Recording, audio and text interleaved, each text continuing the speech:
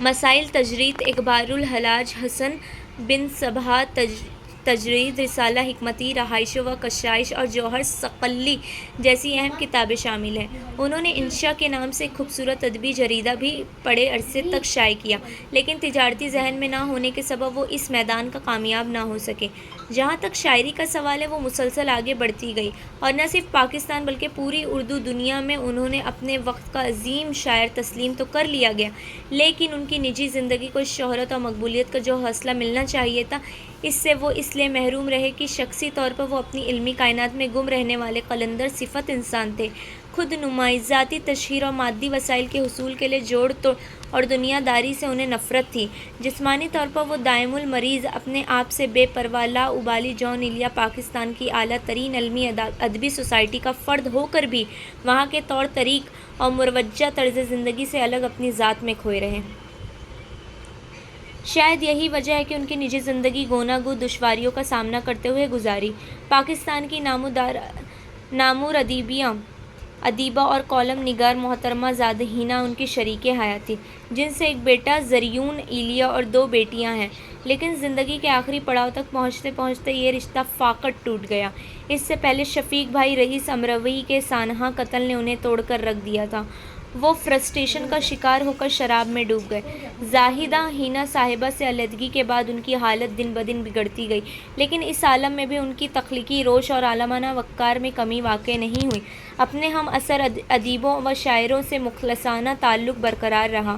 وہ اپنے دوستوں پر جان چھڑکتے تھے، بزرگوں کا احترام کرتے تھے اور چھوٹوں کی ہر ممکن مدد اور رہنمائی کے لیے تیار رہتے تھے۔ دراصل وہ غیر معمولی حساس ذہن کے لیے پیدا ہوئے تھے۔ جب جان بہت چھوٹے تھے، انہوں نے اپنے والد علامہ شفیق حسین ایلیا سے وعدہ کیا تھا کہ بڑے ہو کر وہ ان کی تخلیقات کی اشاعت کریں گے، جو علم حیات اور فلسفہ و ادبیات کی وہ کتابیں علامہ کی ساری زندگی کی ریاضت کا نتیجہ تھی۔ حالات کے ستم ظریفی سے ان کے انتقال کے بعد جان اپنے والد سے کیا گیا وعدہ پورا نہ کر سکے۔ علامہ کا سارا علمی سرمایہ ضائع ہو گیا۔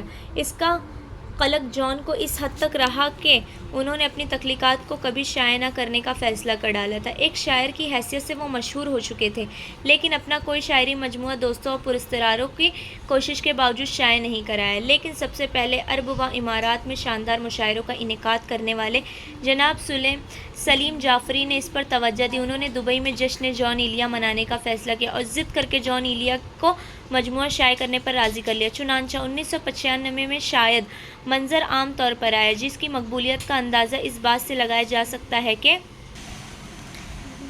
2000 تک اس کے 8 سے زائد ایڈیشن شائع ہوئے اور پھر 8 نومبر 2002 کو جان ایلیا اس دنیا فانی سے رخصت ہو گئے۔ جان صاحب کے انتقال کے بعد اردو ادب کا بیش بہا خزانہ یقیناً ضائع ہو جاتا، لیکن آج پوری اردو دنیا کو پاکستان کے معروف دانشور، محقق اور جان صاحب سے ولہانہ عقیدت و محبت رکھنے والے جناب خالد انصاری کا ممنون ہونا چاہیے، جن کی اینتھک کوششوں سے یعنی گمان، لیکن اور گویا جیسے گرن کردار مجموعوں کی صورت میں جان ایلیا کا لافانی کلام ہمارے سامنے ہے۔ زیر نظریات کلیاتی جان ایلیا ان کے مذکورہ بالا 5واں مجموعوں کا مجموعہ ہے۔ اس گر انقدر کلیات کو ادارہ فرید بک ڈپو کے روح رول حجاز محمد ناصر خان صاحب کی فرمائش پر مرتب کیا گیا ہے، تاکہ ہندوستان کے لاکھوں شائقین شعر و ادب کو اپنے محبوب شاعر کا کلام کم سے کم قیمت پر آسانی سے دستیاب ہو سکے۔ فی الواقع اردو زبان و ادب کے فروغ کے تحت یہ ناصر صاحب کا مشن ہے۔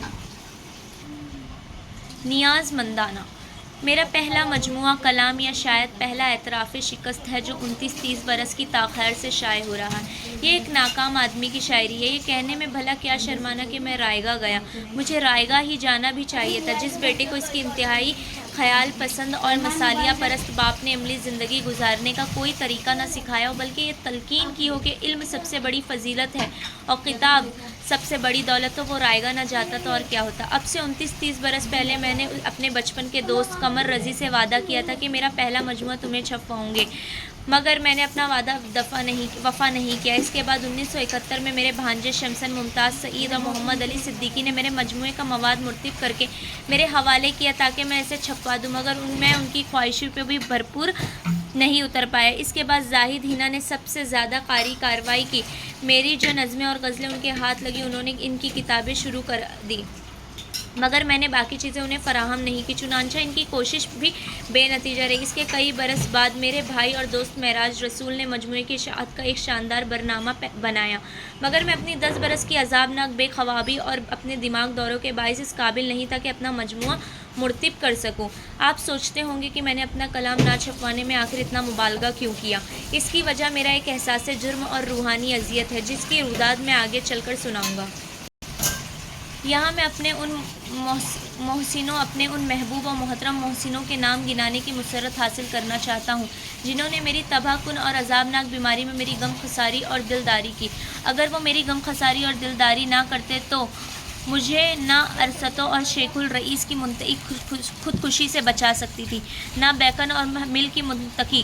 وہ محبوب و محترم نام یہ ہے کہ قبلہ و کعبہ پروفیسر قرار حسین، برادر محترم سید عابد علی شاہ یار عزیز حسن امام جعفری، عزیز القدر اقبال مہدی، مشہور مصور برادر دلجو معراج رسول، عزیز سلطان کاظمین، عزیز عزیزہ شمس الدین صدیقی، مونسے شام بیزاری، جمال احسانی، برادر مکرم جناب منظور احمد ڈھاکہ، جناب جمیل الدین عالی، میر احمد مشرب ندیم، اختر حبیبی، حفیظ با حلیم اور بھائی احمد الطاف۔